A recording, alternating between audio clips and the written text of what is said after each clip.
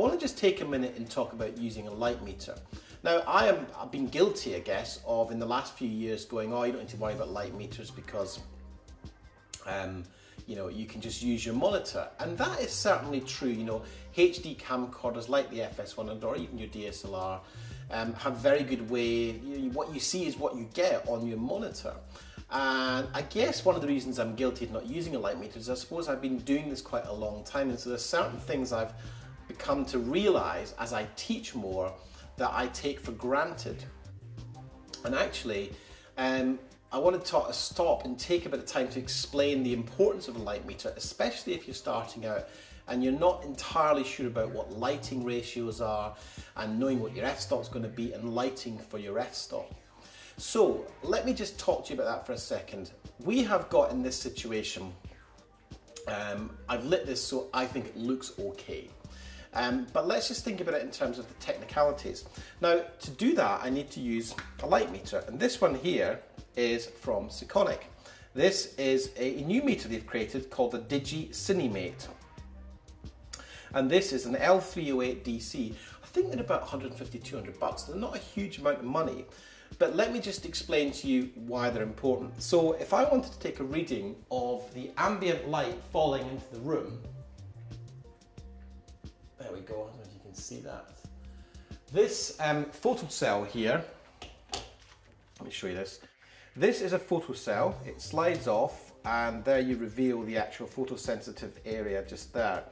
The white dome is supposed to emulate the human face to give the light a sense of reading from a number of different areas so you get a general reading.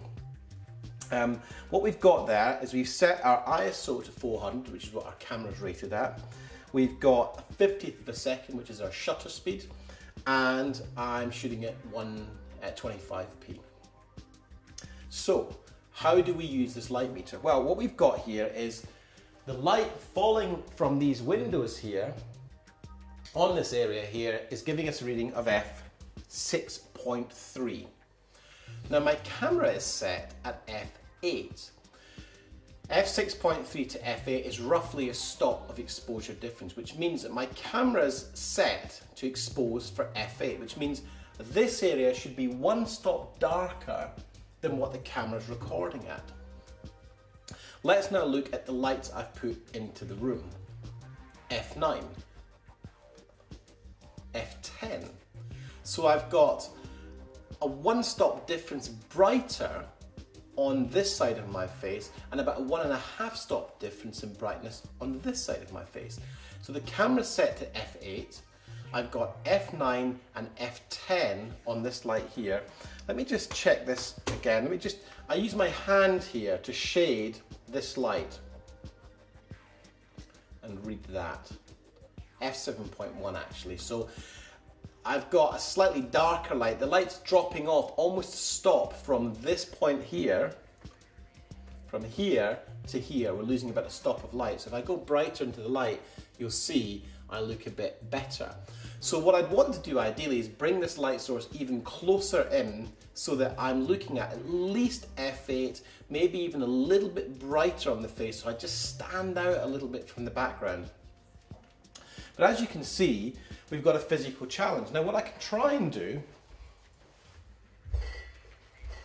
is move this light physically closer into the table. And then move this light back and bounce that into there. Now what you're obviously seeing now is it's starting to show up in frame. So I either have to change focal length or make this light source direct.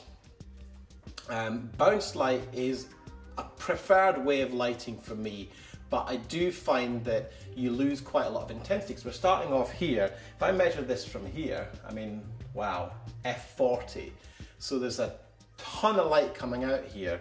By the time it comes off the reflector, it's at f13. So there's about 3 stops difference from direct light to indirect light.